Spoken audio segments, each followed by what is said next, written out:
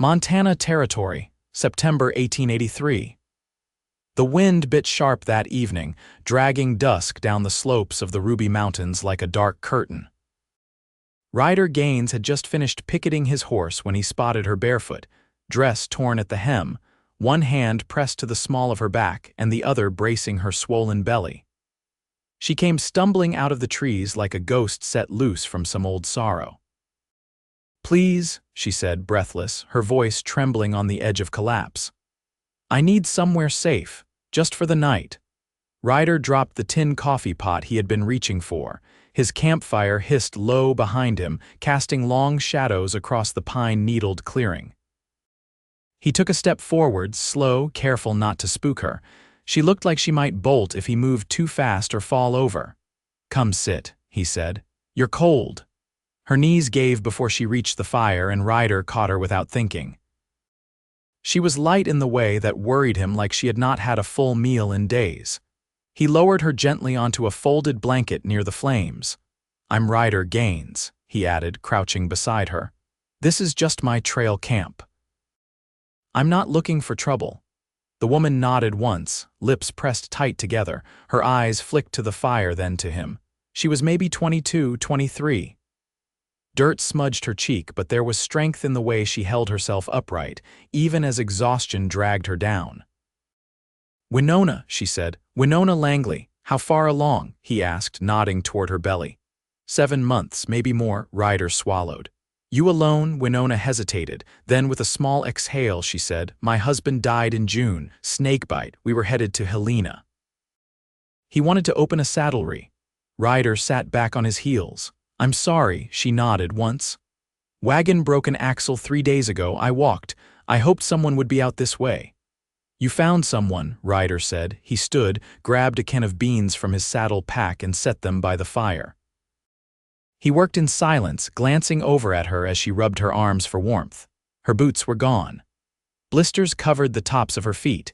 He took off his coat and draped it over her shoulders without a word. She flinched at first, then gave a small, grateful nod. "You got any food?" he asked. "Just water from the river," she said. "I had a biscuit left this morning." Ryder clenched his jaw. He had not planned on company, but the trail had its own rules. A man did not turn away someone in need, especially not a woman alone, carrying a child. The beans bubbled in the pot. He scooped them into a tin plate and handed it to her. "Eat slow," he said. "You'll get sick otherwise." Winona took the plate with shaking hands and nodded. They sat in silence a while, the fire snapping between them. Ryder watched her from the corner of his eye. She was too thin, her collarbone sharp beneath the open collar of her dress. But her eyes, gray, steady, watchful, held something else. Not fear, not even despair, just tiredness, deep and old and heavy. "Thank you," she said once she had eaten. Her voice was hoarse. "Most men would have just kept riding." "I am not most men," Ryder said. She looked at him then, not just with gratitude but with something else. Surprise maybe, or relief. The night deepened. The fire cracked low. Ryder passed her a second blanket. "You sleep," he said. "I'll keep watch." Winona hesitated. "You do not have to, I know," he said. She curled up beneath the blanket, his coat still around her shoulders. It was quiet except for the wind in the pines and the low rustle of her breathing. Ryder sat back, rifle across his lap, eyes scanning the trees. He had been on the trail 2 months now. Just him, his horse, and a map in his head. He had not spoken more than 10 words to another soul in weeks, and now here she was. A woman not just in need but strong enough to have walked 3 days with nothing but river water and a prayer. And still standing, he watched the firelight flicker across her face. She looked peaceful now, safe. And something stirred in his chest, quiet, warm. Morning would come. He would take her to the nearest town, see her safe, maybe help her find somewhere to stay. But tonight, under the cold Montana sky, Ryder Gaines sat close to the fire with a stranger beside him and felt, for the first time in a long while, like he was not alone anymore. The cold pulled back by morning, leaving a silver glaze of frost over the pine needles and the battered soles of Winona's feet.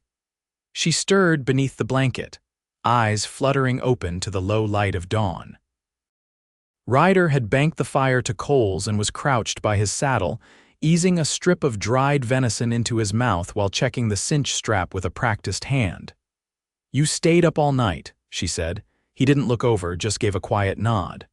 "Didn't trust the wind." It shifted around 3. She pushed herself upright, wincing as her back caught. "I didn't hear a thing." "Good," he said. "You needed rest." He stood and tied off the last strap. "We'll ride for Alder, general store, doctor, maybe someone with a spare room." Winona glanced toward the trees. "That's east. Less than a day if we move steady," he said. "You'll ride up front with me, I can walk. Not with feet like yours." She looked down and said nothing. The skin around the blisters had broken in places, raw and pink, crusted with dirt from travel. Ryder stepped over and handed her a small, leather-wrapped bundle.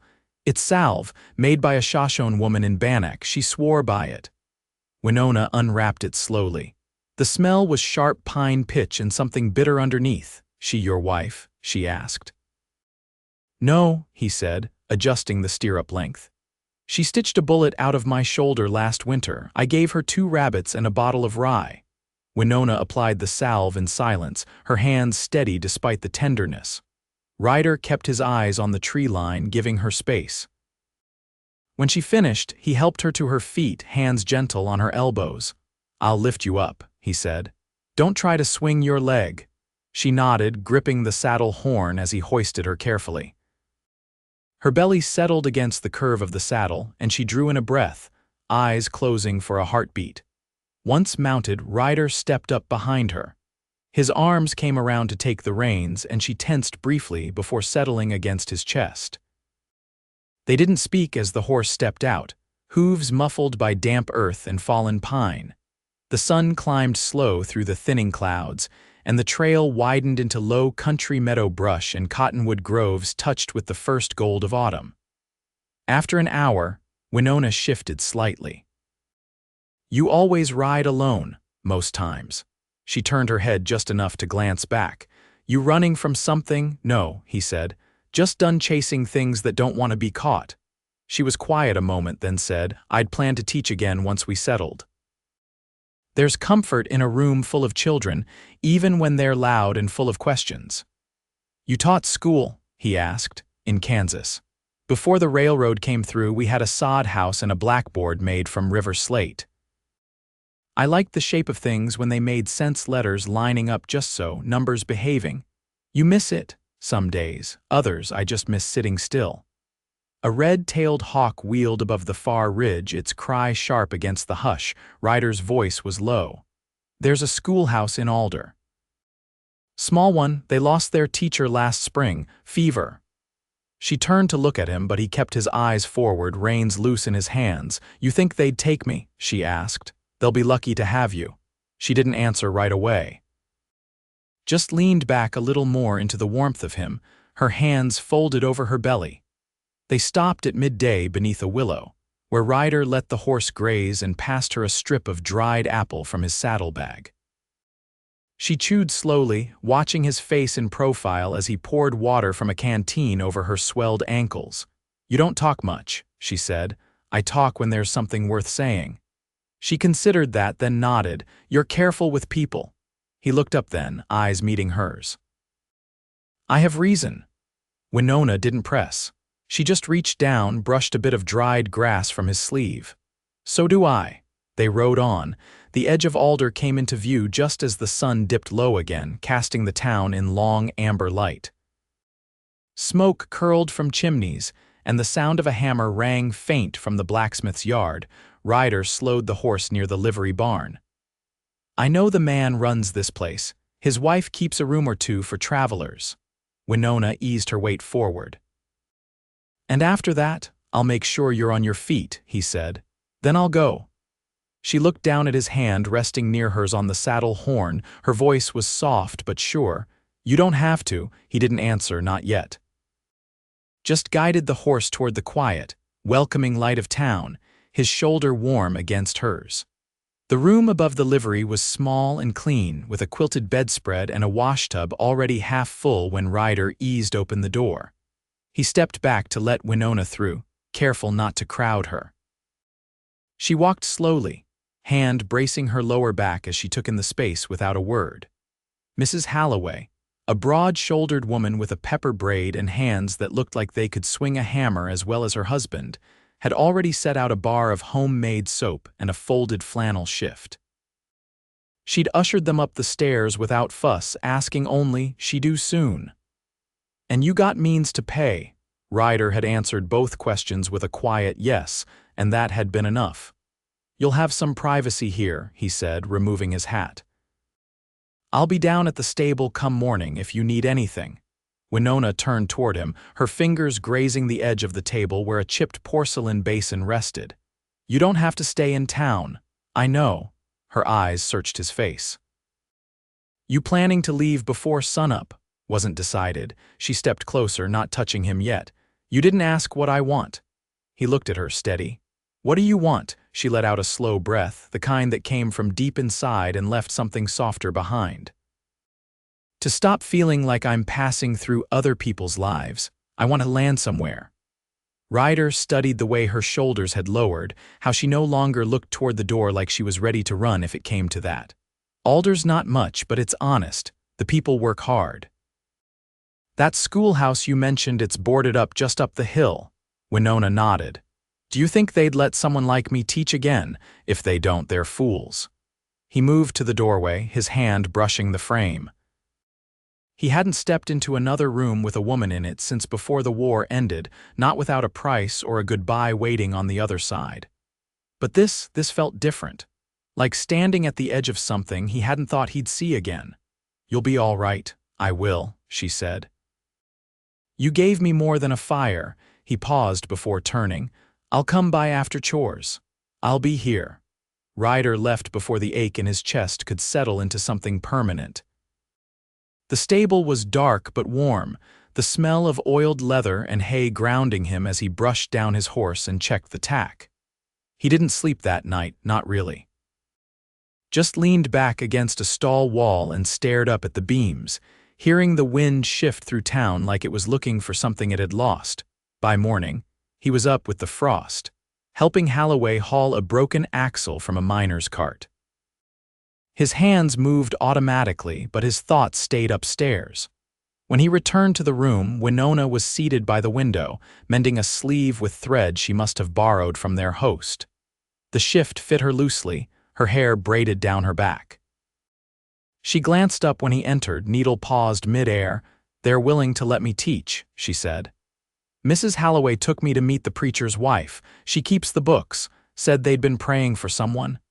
"That's good," Ryder said, relieved in a way that surprised him. He crossed to the small table and set down a cloth-wrapped bundle. "Biscuits from the bakery, warm if you hurry," she smiled, not wide but full. "You always think ahead." "No, just didn't want you going hungry." She reached for the bundle, unwrapping it slowly. The smell of flour and lard filled the room. "The preacher's wife said there's a cottage behind the schoolhouse. It's empty, last teacher passed near winter, no family to claim it." Ryder nodded. "I can help fix it up, shouldn't take more than a couple days." Winona looked up. "You do that?" "I'd stay," Ryder said. "If you wanted me to." She didn't answer right away, just set the cloth aside and stood. Her steps were careful but sure, and she stopped close enough that he could see the fine down at her temple, the faint freckle beneath her eye.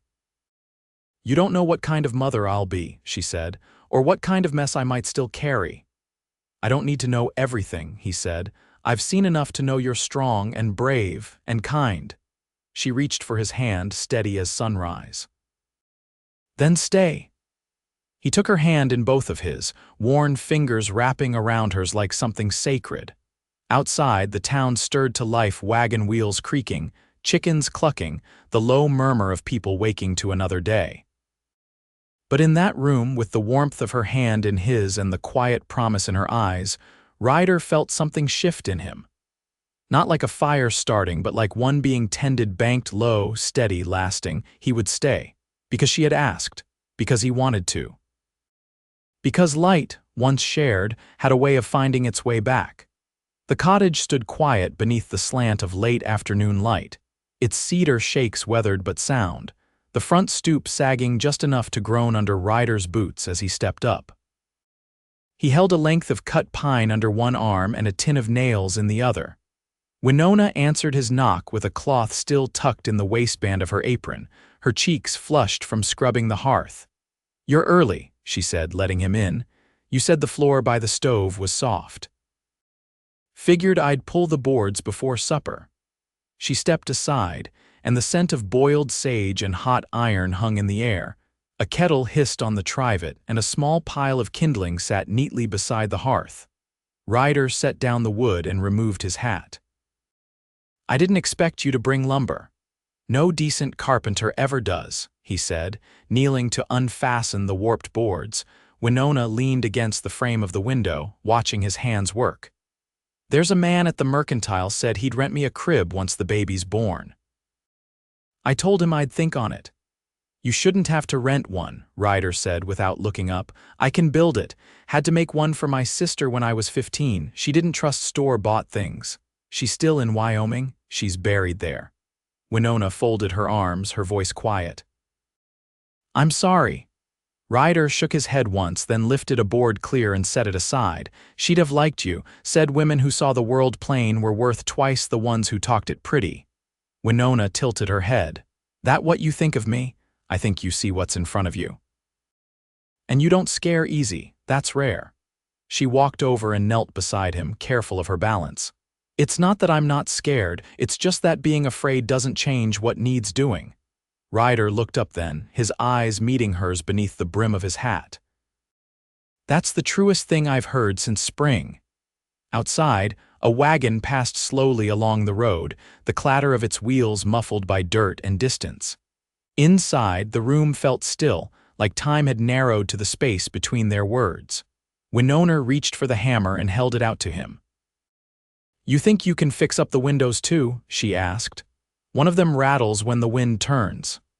"I brought glass for that," he said, taking the hammer. "Picked it up from the glazier in Virginia City last week. You were planning this before I moved in." "I was hoping." She didn't reply, but her smile held quiet weight. She stood and returned to the stove, lifting the kettle to pour water into 2 tin cups. Ryder set the new board into place and drove a nail through with 3 clean strikes. "I've been thinking," she said, handing him a cup, "about giving the child my mother's name, Clara, if it's a girl." He took the cup, resting back on his heels. "And if it's a boy," she hesitated, then said, "maybe Samuel. My husband's name was Thomas, but it feels like that chapter's past now. I want the child to start clean." Ryder nodded.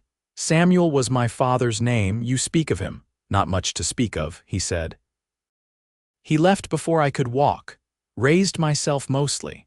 Learned how to mend and cook from a trapper who drank too much and didn't care if I stayed or went."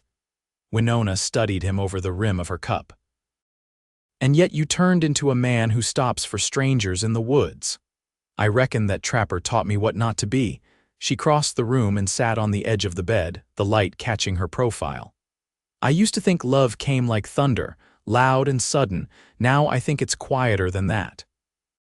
Like the sound a door makes when it opens in the dark." Ryder set his empty cup down on the floor beside the hammer. "You saying the door's open? I'm saying I'm not afraid to leave it that way." He stood, brushing sawdust from his knees. "Then I'll stay. If you'll have me." She didn't speak, just reached out and took his hand, her fingers threading between his. The silence that followed wasn't empty, it was full of all the things they didn't need to say. The sun dropped low beyond the window, casting the cottage in gold and shadow. Ryder set his other hand on her shoulder, steady and certain. "We'll raise this child right. I'll make sure you never have to walk alone again." Winona looked up, and her voice held a tremble that had nothing to do with fear. "I believe you." And she did. Because this man, the one who'd shared his fire, who had stayed through the cold, who showed up with lumber and glass and quiet hands, was no longer a stranger on a trail. He was hers now. And she was his. The light faded and the wind shifted again, but this time the cottage held. The first snow came early that year, brushing the rooftops in Alder with quiet purpose. Ryder stood on the porch of the schoolhouse cottage. a wool blanket around Winona's shoulders and his arm firm beneath her elbow as she eased herself down the step. Her breath came slow but even, her hand resting on the swell of her belly, now heavy and low. "They said the moon's full tonight," she whispered. "Mama always said babies pay attention to that." Ryder studied the sky, pale and wide with the coming dusk. "Then it won't be long." She gave a single nod, steady despite the weight she carried. "I've boiled the cloths, water's warming, Mrs. Halloway's ready." "She's a good woman," Ryder said, "knows what she's doing." Winona turned her face into the wind, letting the cold kiss her cheek. "You sure you're ready?" He didn't look away. "I've been ready since you asked me to stay." They walked the short path to the cottage, her steps measured, his presence quiet and constant beside her. Inside, the hearth burned with low, golden light and warm steam curled from the kettle. Mrs. Halloway sat by the bedside, sleeves rolled and a calm set in her eyes as she motioned them in. "You'll wait out back," Winona said to Ryder, her voice soft but firm, "but not far." "I'll be just outside the door," she touched his wrist. "Don't go wandering off." "I won't." Hours passed. The moon climbed above the roofline, haloed in frost, and Ryder paced the length of the porch, boots leaving shallow prints in the thin snow. The sound of Winona's pain reached him in waves low, then rising, then gone again. He kept his hands busy, carving a small piece of pine down to a curve, the beginnings of something round and solid. When the door creaked open, he dropped the carving and turned. Mrs. Halloway stepped out, her eyes bright in the cold. "You've got a daughter," she said. "And a strong one." Ryder's chest tightened. He stepped through the doorway like a man crossing into new country. The room smelled of lavender and wood smoke. Winona lay propped against the pillows, her hair damp, her skin pale but peaceful. In her arms rested the child, wrapped in one of Ryder's old shirts, sleeves cut and hemmed into makeshift swaddling. He moved to her side without a word. Winona looked up and offered a tired smile. "She came fast at the end," she said. "Didn't wait for anyone." He knelt beside her and reached a hand toward the baby, then paused. "May I?" Winona shifted, letting him take the child. Ryder's hands, calloused and wide, cradled her with unexpected gentleness. The baby blinked once, yawned, and settled. "Clara," Winona murmured. "She's Clara." Ryder brushed a thumb across the infant's cheek. "She's perfect." Winona reached for his hand. "We're not alone anymore." "No," he said, eyes still on the child. "Not anymore." The days that followed were quiet, the kind that filled slowly feeding, rocking, warming milk by the fire. Clara's cries were small but certain, and her presence shaped the rhythm of their hours. Mrs. Halloway came by each morning with fresh bread or advice, but mostly they were left to themselves. Ryder repaired the roof on the schoolhouse while Winona rested and recovered. The townsfolk offered tools, a pane of glass someone had tucked away, even an old chest of drawers that cleaned up fine with oil and sanding. By January, the school bell rang again. Winona taught with Clara swaddled in a sling across her chest, her voice calm and steady as she guided the children through spelling and sums. Ryder helped with the firewood and sat in the back when he could, carving toys from leftover scraps and offering a quiet presence to children who needed one. One evening, after the last student had gone and the fire was low, Winona rocked Clara while Ryder mended the hem of her cloak. "She'll walk these fields one day," Winona said. "She'll know the names of every bird that sings here." "She'll be smart," Ryder said. "And kind. She'll have a father who shows her what steady looks like." He looked up. "I want to marry you." Winona paused, the rocker stilling beneath her. "You sure?" "I've never been more certain. You gave me a home." "I want to give you my name." She stood and crossed to him, Clara still sleeping against her chest. "Then ask me proper." He set the needle down, rose, and took both her hands in his. "Winona Langley, will you be my wife?" She smiled through tears. "Yes, Ryder Gaines." "I will." They married in the church on the hill, beneath the bare branches of March. The whole town came, some for the pie, some for the music, but all to witness something that had quietly become the heart of their valley. Clara was passed from hand to hand, cooed at by widows and held by the preacher, her tiny fists clenched in sleep. Winona wore a dress of faded blue, the same one she'd taught in that week, and Ryder wore his Sunday shirt, collar slightly loose. They stood hand in hand, their vows spoken with clear, steady voices. Spring came late, but it came. The garden broke through with pea shoots and early lettuce, and the hens laid again. Clara's first laugh echoed through the yard like a promise. They built a bench beneath the cottonwood. In the evenings, after supper and chores, Ryder would carry Clara on his shoulder while Winona braided her hair by the fire. They didn't speak of the past. They didn't need to. It lived behind them, like the mountains still there but no longer in the way. Their love wasn't loud. It was patient and sure, like the steady hum of bees in summer. It grew in the quiet of shared mornings and the hush that followed Clara's sleep, in the touch of a hand on a back, in the way they moved through their days stitched close by choice, not need. And when winter returned, as it always did, the cottage stayed warm, because they had built something that held together, always.